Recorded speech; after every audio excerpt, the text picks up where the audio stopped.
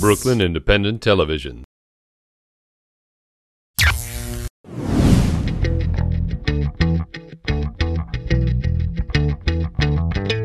Deep Six comprises of me, Dean Haspiel, Joan Riley, Mike Cavallero, Leland Purvis, Simon Fraser, and Tim Hamilton.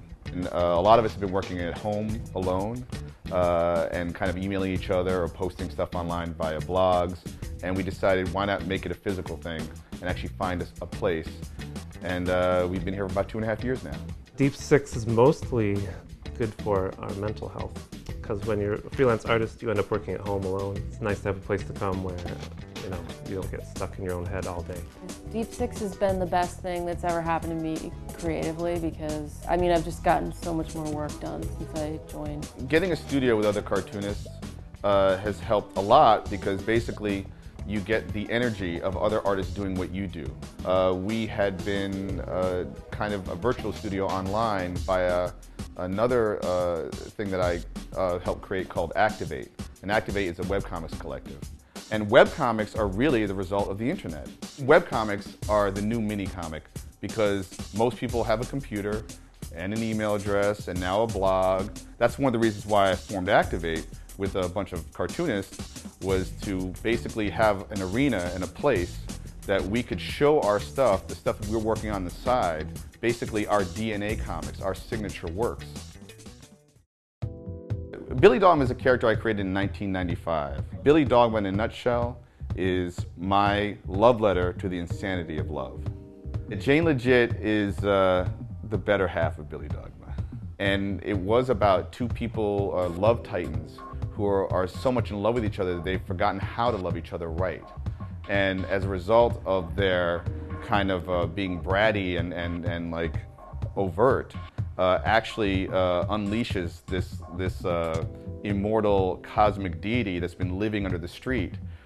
But the experiment I wanted to play with was to not know what was going to happen next, so it would be just as charged for me as it was for the reader. My name is Simon Fraser. I'm part of Activate and I work at Deep Six. I do a comic for Activate called called Lily Mackenzie and the Mines of Charybdis, and it's about two best friends who end up in an improbable adventure trying to rescue Lily Mackenzie's brother from a prison planet. She is born of mercenary parents, and she's had a very difficult childhood, and she's kind of escaped from her destiny, as it were, as military. At the moment I'm working on my day job, which is a comic strip called The Adventures of Nikolai Dante. It's set in the future, but it's a kind of retro 17th century future. So it's set in Russia, and basically I'm creating a Russian Orthodox cathedral, but larger and more spectacular and more grandiose than ever has actually been built. So this character is getting married in this, and there's this enormous crowd, because it's a very kind of high point in the story. After this point where everyone's very happy and they're all in the wedding and it's all very glorious and glamorous, everything's just going to go to hell. My name is Joan Riley. I'm part of Deep Six Studios.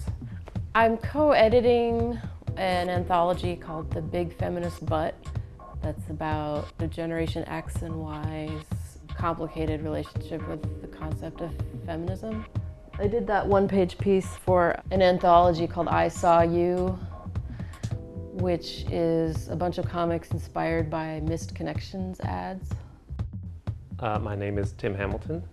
This is part of Floating Elephant, my comic on Activate. This particular story I'm doing for the primer is a prequel somewhat. It takes place in the 1920s. It involves the traveling Wild West shows that used to travel around the country before movies kind of took over.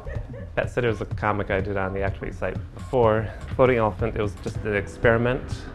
It came a little bit from my experiences from my family and the fact that I was a pet sitter.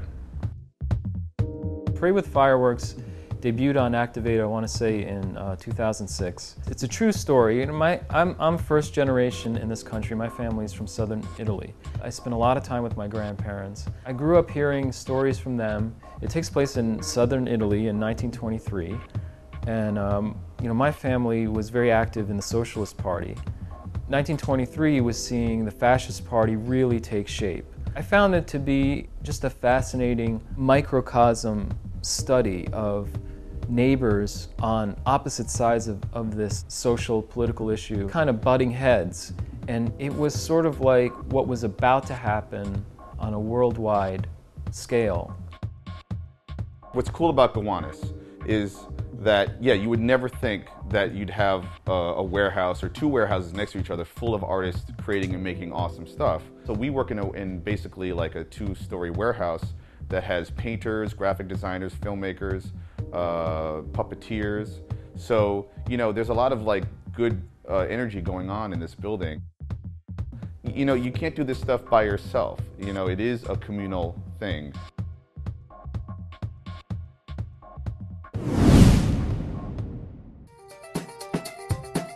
Brooklyn Independent Television on the BCAT TV network.